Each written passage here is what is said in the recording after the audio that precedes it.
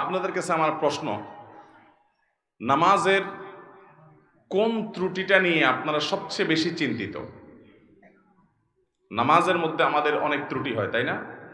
এর মধ্যে সবচাইতে বেশি চিন্তিত কোন ত্রুটিটা নিয়ে?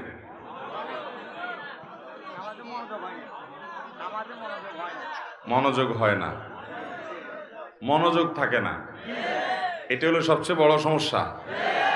সবাই একমত? এর চেয়ে বড় কোনোটা আছে? এটাই বড় সমস্যা, তাই না? মাশাআল্লাহ, আছে। আরেকজন বলছে, বলেন তো কি আছে? তাড়াহুড়া, ধরে ফেলছে। মাশাআল্লাহ। দেখেন, এটা ঠিক যে একজন মুসলমানের নামাজ সুন্দর হওয়ার জন্য দুইটা জিনিস লাগবে। কয়টা জিনিস? আমার সাথে বলতে হবে, কয়টা জিনিস লাগবে? 5 ওয়াক্ত সালাত